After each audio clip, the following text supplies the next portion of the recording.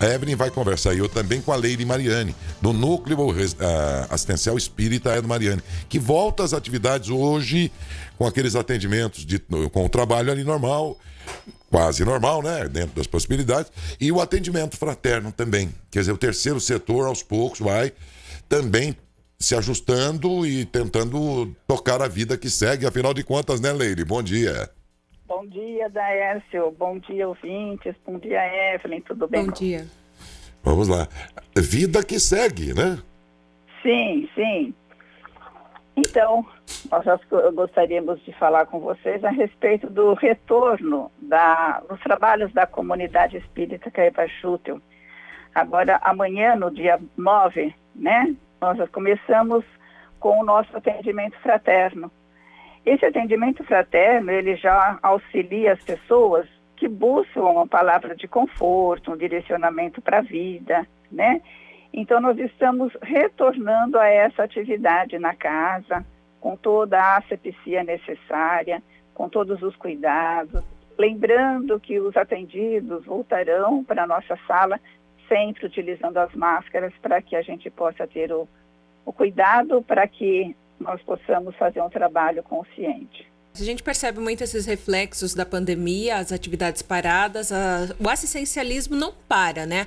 Mas nós sabemos que tem muitas dessas atividades que dependem aí do contato, depende do público, né? Dentro desses prédios, dessas entidades, como é o Edo Mariani, o Núcleo Espírita Edo Mariani.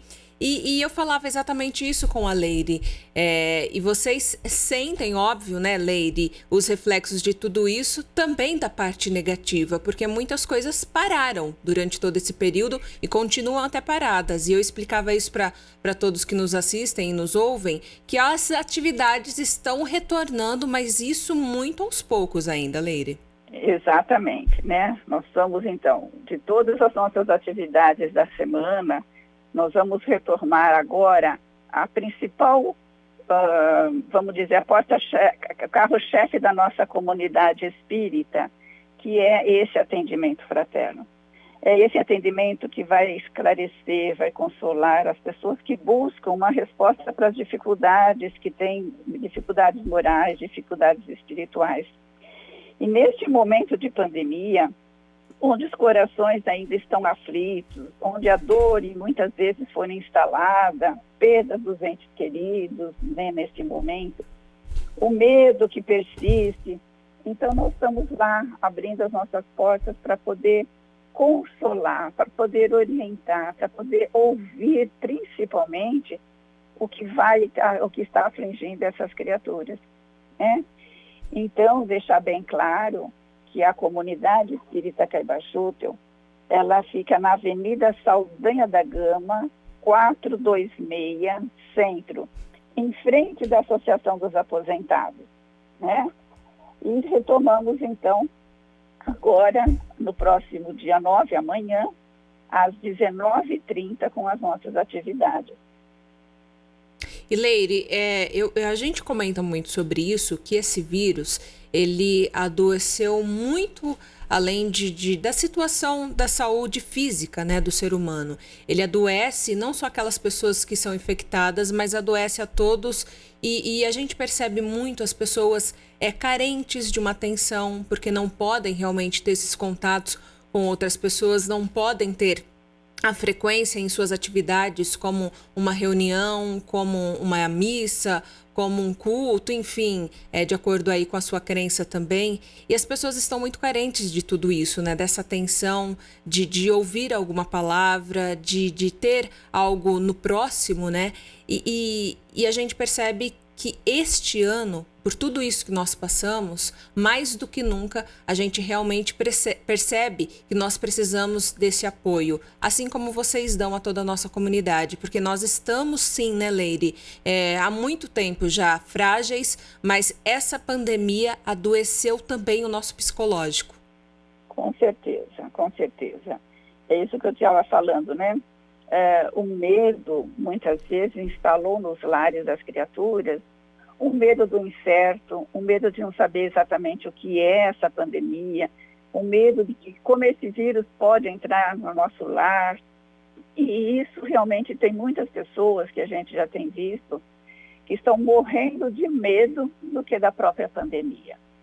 Então, esse consolo, essa abertura que a gente está iniciando no amanhã, é que justamente para que a gente possa mostrar que Deus não é um Deus de injustiça, não é um Deus, é um Deus de amor, né? E que a gente possa colocar no coraçãozinho dessas criaturas que estão aflitas neste momento a respeito de tudo isso, que ele possa confiar. Então, é esse o trabalho do atendimento fraterno. Dar condições a essas criaturas repensar a própria vida, observar à sua volta por que tudo isso aconteceu conosco, está acontecendo. Então, é esse o papel do atendente fraterno na casa espírita. É levar esse consolo, esse equilíbrio, espiritualmente e também fisicamente, através dos passos que são ministrados na casa. É verdade. Nós passamos durante esse período, né, Leire, diversas transformações também na vida familiar.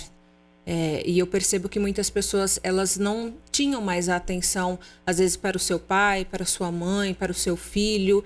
E tudo isso nesses 5 meses, né, que nós estamos com essa pandemia, quase mais 6, dependendo aí o local da restrição e do plano também, as pessoas tinham perdido um pouco a noção do que é o convívio familiar. E praticamente nós somos obrigados agora. E eu percebi que teve muita gente que levou isso numa boa, mas tiveram muitas pessoas que ficaram desesperadas. Eu não sei o que fazer. Eu não sei, quer dizer, você não sabe o que fazer quando você está dentro da sua casa, como que é esse convívio, como melhorar este convívio, e a gente ficou um pouco perdido, outras pessoas mostraram um pouco fragilizada, outras pessoas se tornaram um tanto quanto mais violentas. Eu percebo muito isso quando o Beto fala até mesmo da questão do setor policial, as pessoas estão sem paciência, né?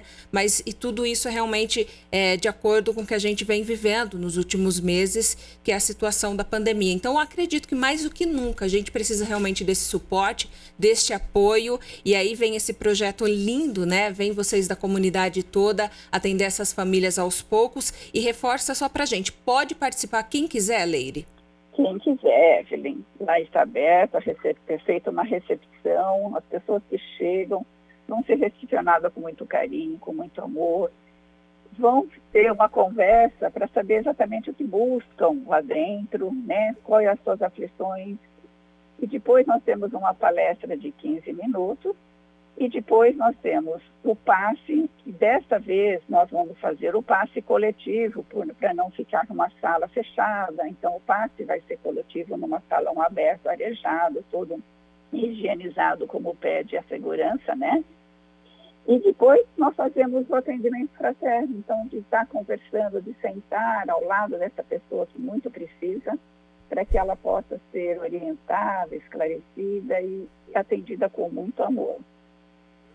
E todos Você precisam. estava falando, Evelyn, também das pessoas que se adaptaram a essa pandemia, né?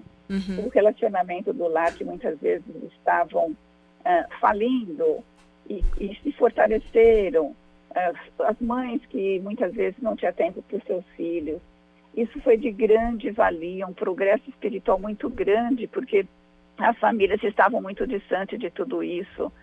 Então, na realidade, a gente percebe assim que esse vírus foi necessário para dar uma parada na humanidade e repensar o que eu estou fazendo aqui, né? Mas qual é o objetivo? Será isso mesmo, geral mesmo? Ou tem gente também que piorou aí nele? Às vezes fico pensando. Então eu ia comentar, porque, Daércio, uma coisa, porque assim, na realidade, infelizmente ontem eu vi na TV o aumento de casos de separação de casal, porque não conviviam dentro do lar e agora passaram a conviver e estão dizendo que não estão se suportando. Mas isso a gente percebe que é uma inferioridade do espírito. Porque eu vejo as pessoas assim, que têm um certo equilíbrio resistem a tudo isso, né? Não, mas um pouco além do universo familiar, que é o que você está comentando, eu vejo às vezes o universo da humanidade, por exemplo, como a humanidade, né? Eu vejo os governantes já, todos eles tratando de, na eventualidade desta vacina, eles não querem nem saber do resto, eles querem vacinar o povo deles e o resto que se dane. Como se a humanidade tivesse fronteiras entre os... Se a fronteira... Como se a bondade, vamos chamar assim, né? Tivesse fronteiras e tal. E entre outras coisas, mais outros absurdos que a gente vê dos comandantes das grandes nações e outras pequenas até nações, né? Quanta barbaridade nós já vimos dessa gente. Também é verdade que muita gente replanejou a vida sob uma outra escala de valores também, como você está dizendo, é verdade, sim, né? Muita gente mudou, é verdade. Mas tem outros tantos que parece que até aperfeiçoaram o mal que já tinham, né? Impressionante.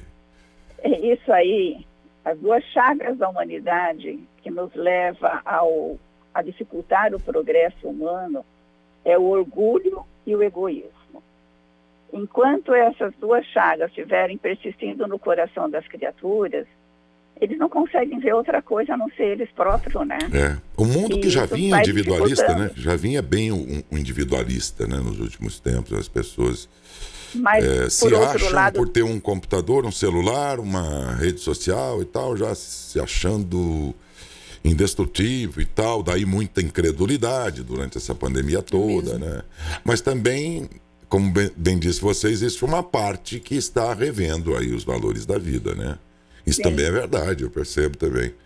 E por outro lado, a gente percebe a evolução da tecnologia, que nesses 5 meses, quantas empresas foram em busca de estar fazendo algo diferente?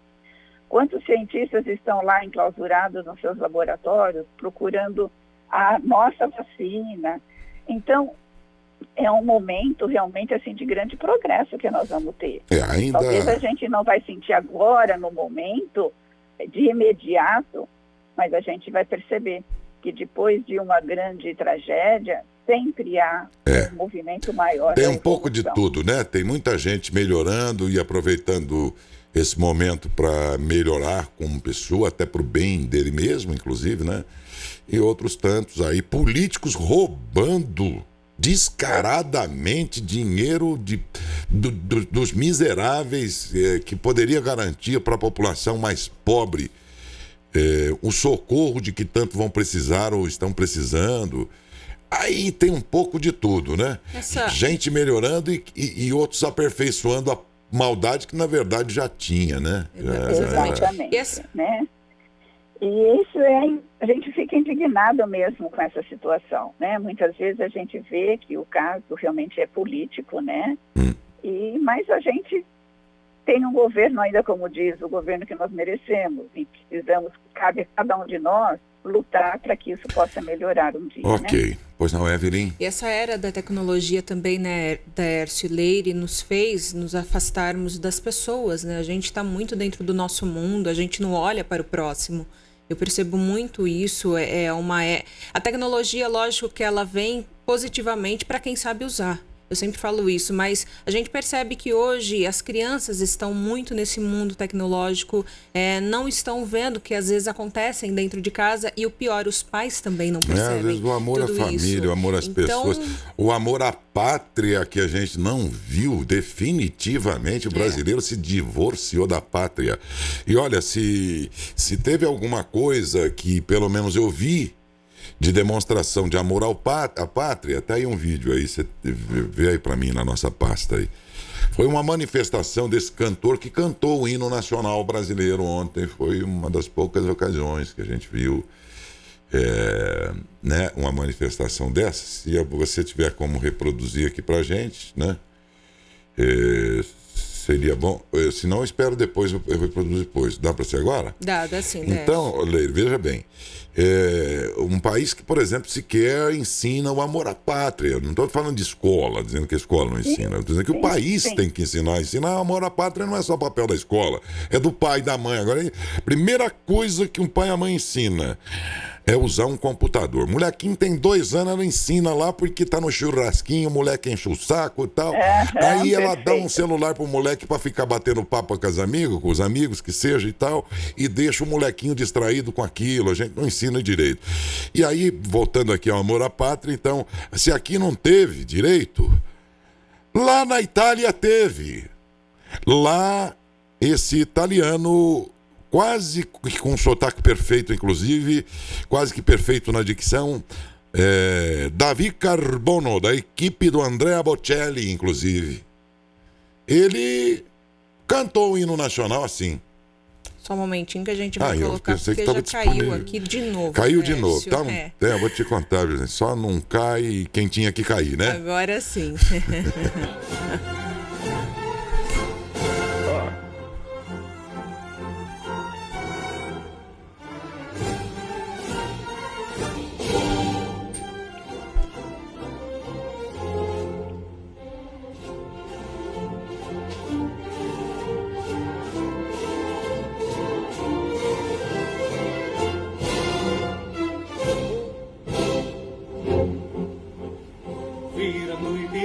Marcem plácidas e povo heróico brado retumbante, e o sol da liberdade em raios fúlgidos brilhou no céu da pátria nesse instante. Senhor dessa igualdade, conseguimos conquistar com um braço forte. Eis o Senhor, a liberdade, desafia o nosso peito a própria morte. Desculpa interromper aí, mas era só para demonstrar aqui mesmo que lá na Europa eles cantaram o hino e com perfeição, inclusive. Lindíssimo. Né? Ontem, para lembrar os brasileiros que hoje era dia da independência. E os brasileiros estavam aí, né, na praia e tal, e talvez não viram essa apresentação, né? Mas os italianos trataram de nos homenagear, ou homenagear a nossa pátria. Então é isso aí, né? Quem sabe agora é tempo de resgate. Muitos possam ser resgatados, não é? E as ovelhas desgarradas, como nos tempos de Jesus, se voltem, né? Para aquilo que é o essencial, o que tem valor de fato. Leire, parabéns, cuidado aí que eu sei que vocês estão tomando, sucesso, porque há uma comunidade inteira que precisa muito desse núcleo assistencial espírita do Mariane. Bem-vindo ao quase novo normal, vamos dizer assim, né? Exatamente. E aos poucos nós vamos retomando as outras coisas também, né? Se Deus quiser. Então, só lembrando, Daércio, que a gente volta agora, então, amanhã, às 7h30 da noite, né? Na Saldanha da Gama, 426 Centro, em frente da Associação dos Aposentados. Boas-vindas. Um grande abraço, viu? Outro, Bom um abraço trabalho. a todos vocês. A comunidade precisa muito de vocês. Esse núcleo aqui é uma história